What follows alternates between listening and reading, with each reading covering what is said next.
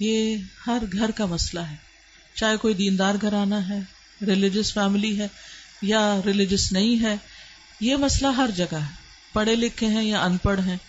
آئندہ جنریشنز بہت بڑے فتنے میں ہیں، فتنہ ہر ہاتھ میں ہے، ہر ہتھیلی پر ہے، اور وہ بڑھتا ہی چلا جا رہا ہے، فیسلٹیز بڑھتی ہی چلی جا رہی، اور پوری دنیا ان کے سامنے ایکسپوز ہو چکی ہے۔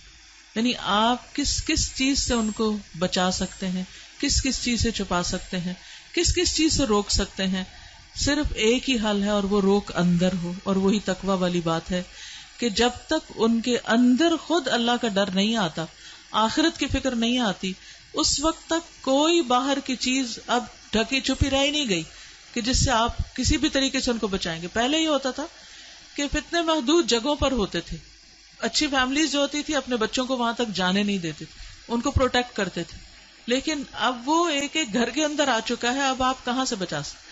آپ سو رہے ہیں، آپ کو نہیں پتا آپ کے بچے اپنی رضائی کے اندر کیا دیکھ رہے ہیں، کیا کر رہے ہیں، کیا سن رہے ہیں، کہ کانوں کے اندر کچھ لگا ہوا ہے، کچھ دیکھ رہے ہیں۔ اور پہلے تو کہیں کسی خالی جگہ پہ جا کے چھپنے کی ضرورت تھی، تو اب تو گھر کے اندر بھی ہر جگہ چھپنے کی جگہ ہے، کیونکہ جس اسکرین پر وہ سب کچھ دیکھ رہے ہیں وہ ان کے ہاتھوں کے اندر آ چکی، تو اس کو چھڑانا بہت ہی مشکل کام ہے۔ اس کے لیے جو پرسنل میرا ایکسپیرینس ہے وہ دو چیزیں، ایک تو یہ کہ ہم اسکولوں سے تو جو اسکول ہیں انہی میں ہی جائیں گے، اور جو باہر معاشرہ ہے اور جو کچھ ہو رہا ہے وہ سب وہ کریں گے، اس سے کاٹ تو نہیں سکتے۔ میں نے سب سے زیادہ جو دعائیں مانگی ہیں، رو رو کے مانگی ہیں، سجدوں میں پڑھ پڑھ کے مانگی ہیں، وہ اسی کے لیے مانگی ہے کہ اللہ میرے بچوں کو ایمان دے۔ یہ صرف پچھلے 5 سال میں جتنی چینجز آئی ہیں وہ اس سے پہلے شاید کئی 100 سال میں نہیں آئی تھی، اور اتنا شدید پریشر تھا۔ اور پھر دوسرا کیا کیا، یعنی اللہ تعالیٰ سے خود ہی مانگا۔ دوسرا یہ کہ ہر تھوڑے عرصے کے بعد عمرہ، اللہ کے گھر چلو، کیونکہ اللہ کے گھر کا جو جلال ہے، اور اللہ تعالیٰ اگر انسان کو کہیں سب سے زیادہ محسوس ہو سکتے ہیں تو وہ بہت جگہ ہے۔ یعنی ہمارے ملک میں، ہمارے گھروں میں، ہمارے ماحول میں وہ فیلنگ نہیں آتی جو وہاں جا کر آتی۔ تو الحمدللہ ان عمروں نے، اللہ کے گھر کی زیارت نے دل کے اندر تھوڑی سی جگہ بنائی اللہ کو پہچاننے کی، کیونکہ جب تک اللہ کو بچے پہچانتے نہیں، اس کی عظمت کو محسوس نہیں کرتے، وہ اللہ سے ڈر نہیں سکتے، اور اللہ کا حیا اور اللہ کا خوف دل میں نہیں آ سکتا، وہ تقویٰ نہیں آتا دل میں۔ تو اس سے یہ ہے کہ وہ ایسی جگہ ہے جہاں اللہ ماشاءاللہ سب کو جا کر یقین ضرور آتا کہ کوئی ہے ایک جس نے یہ سب کچھ بنایا۔ پھر اس کے بعد یہ ہے کہ قرآن کا علم، میں نے جسے کہتے ہیں کہ سب سے زیادہ تکلیف دہ مرحلہ گزارا کہ جب میں نے اپنے بیٹے کو قرآن پڑھایا۔ بیٹیوں کو پڑھانا مشکل نہیں تھا، کیونکہ کلاسز ہو رہی ہیں، وہ آ کے بیٹھ رہی ہیں، سن رہی ہیں، اچھی دوستیں مل گئی ہیں، اچھا ماحول مل گیا، کوئی مسئلہ نہیں۔ تھوڑا بہت شروع میں ہوا کہ ان کو اس طرف لانے میں، لیکن جب آ گئے تو پھر ذمہ داری ختم۔ لیکن بیٹے کے لیے نہ کوئی ماحول تھا اور نہ ہی کوئی ایسی چیز تھی، تو پھر میں نے یہ ٹھان لی کہ کچھ بھی ہو مجھے اس کو پڑھانا ہے۔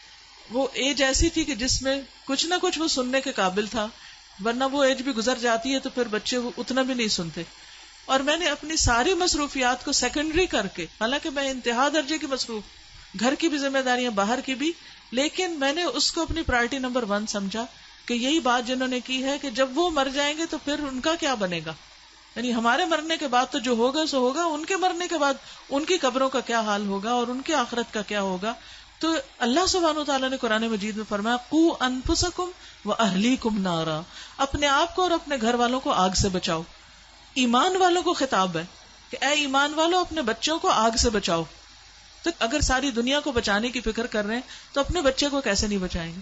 تو پھر میں نے اس کے ٹائم کے مطابق جب اس کا موڈ بنے، لیکن روز کی شرط رکھی تھی کہ ہر روز پڑھیں گے تھوڑا تھوڑا، 2 آیتیں 4 آیتیں، 1 رکوع 2 رکوع 1 رب، اور اس طرح کر کر کے میں نے پورا قرآن اس کے ساتھ پڑھا کہ مجھ سے نہیں ڈرے، اللہ سے ڈرے، میری خاطر نماز نہیں پڑھے، اللہ کی خاطر پڑھے، میری وجہ سے کچھ مت چھپائے جو دیکھ رہا ہے، اللہ سے ڈر کے چھپائے۔ تو یہ کسی حد تک فائدہ مند ہوا۔ یہی ماؤں سے کہوں گی کہ ساری مصروفیات اپنی جگہ ہیں، لیکن بچے آپ کی پرائرٹی نمبر 1 ہونے چاہیے۔ ان کے لیے کھپ جائیں دعائیں مانگ مانگ کے بھی، اور اس کے ساتھ ساتھ ایک دفعہ کم از کم قرآن سے ضرور گزر جائیں، کیونکہ جب وہ قرآن سے گزر جائیں گے پھر ایٹ لیسٹ آپ کی رسپانسبلٹی نہیں رہے گی۔ اللہ ان کی سب خیر کرے، لیکن اگر خدا نہ خواستہ ان کے اندر کوئی بگاڑ آتا تو آپ کی پکڑ نہیں ہوگی، لیکن اگر آپ نے کوشش نہیں کی، محنت نہیں کی، تو آپ کی بھی ساتھ پکڑ ہے۔ صرف آپ کی نمازیں پھر کام نہیں آئیں گی. تو اس لیے ہم میں سے ہر ماں کو سنجیدہ ہونے کی ضرورت ہے. چاہے رونا پڑے، منتیں کرنی پڑے، بھوک کاٹنی پڑے، کچھ کرنا پڑے، لیکن پکڑ کے بیٹھے، خود بیٹھے. یہ مولویوں پہ نہ چھوڑیں کہ کوئی اور آ کے لیکچر دے گا تو وہ سن لیں گے، اس کو بتا دیں گے، ابا کو بتا دیا، چچا کو بتا دیا، اس کو ماموں کو بتا دیا. ٹھیک ہے وہ بھی کچھ ہیلپ کرتے ہیں، لیکن سب سے زیادہ آپ کو خود کرنا ہوگا، اور اس کے لیے آپ کو خود پڑھنا ہوگا، اس کے لیے آپ کو خود سیکھنا ہوگا. خود سیکھنا شروع کریں اور اپنے بچے کے ساتھ بیٹھ کر خود. پھر یہ کہ بعض اوقات بچے ہم سے سننا نہیں چاہتے، آپ ان سے کہیں آپ ہمیں پڑھ کے سنائیں. بس اس بات کا اگر یقین ہے ان کو کہ یہ قرآن اللہ کی کتاب ہے، تو پھر ان کے اندر یہ ڈالنے کی ضرورت ہے کہ اللہ تعالیٰ نے کیا فرمایا ہے. وہ آپ کو بھی پتا ہونا چاہیے اور وہ ان کو بھی پتا ہونا چاہیے. اللہ تعالیٰ ہماری مدد فرمائے.